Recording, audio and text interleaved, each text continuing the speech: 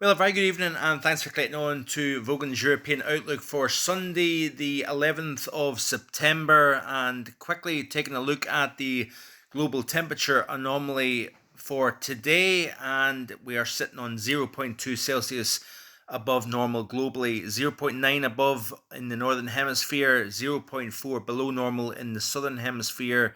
The Arctic is running a good 1.8 above normal, and we are seeing the Antarctic counteracting that with minus 3.5, with the tropics coming in at zero point 0.1 Celsius above normal. Now, I'm located, as you know, in Bali, and the temperature very close to average. Indeed, we have it's actually 8 degrees below the equator here, and the temperature generally varies very, very little, not just between day and night, ranging roughly between 25 as a low, 30 degrees as a high.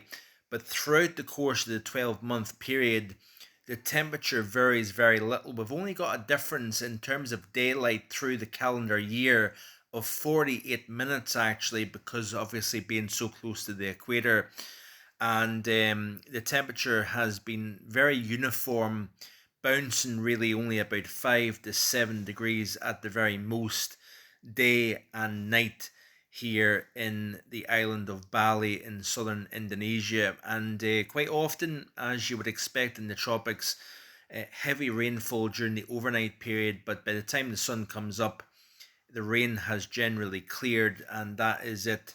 You've got a mix of sun and cloud through the course of the day. Temperature at about 29, 31 Celsius, and humidity at about 85%. But you can see here that we've got plenty of hot spots across the planet at the moment, as you would expect across northern Africa, much of the Middle East region, Turkey, the Mediterranean basin. But we've seen a cool down now starting to take place Central and Eastern Europe, and we have got the potential to see even cooler conditions settling in through the upcoming work week here. I do apologize actually for a lack of videos. I have been continuing to battle a bit of a stomach bug. I was in Australia for 2 days away back at the beginning of the week, and since I've came back, I actually got the symptoms developed while I was in Perth, Australia, and then when I've came back, it has literally lingered throughout the course of the week. So it has been a little bit of a bit frustrating, if you will, because the sickness, and I have to admit this, diarrhea as well. I'm sure everybody wants to know that, but it has been a pretty much an ongoing issue over recent days.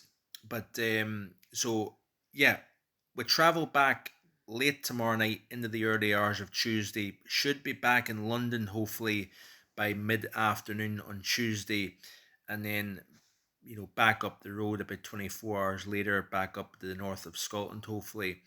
And I will have videos back running most days after I'm home, so things should be back to normal again, and hopefully we can start to talk more and more about winter time and what the potential is in terms of what kind of winter we could have for the British Isles and indeed Europe. Notice here actually that Greenland is very warm, and that's quite interesting. We've had a negative Arctic oscillation, North Atlantic oscillation as well.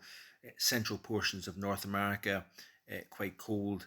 South America, the tropical belt of Africa, as you can see here, and indeed parts of India below normal across a good swathe of Eastern Europe and through Central Asia. You can see is quite cold as well. I know I'm kind of jumping back and forward here, so I do apologize for that. But for the UK, low pressure, very close by.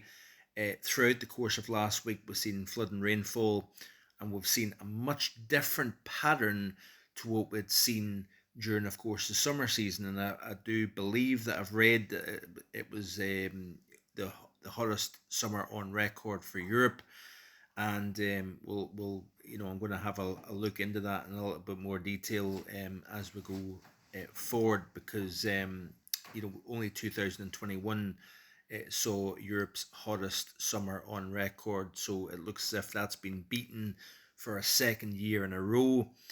And of course, that throws up all sorts of chat when it comes to climate change. And it's not something that I'm going to get into in today's video because it's actually just before midnight here.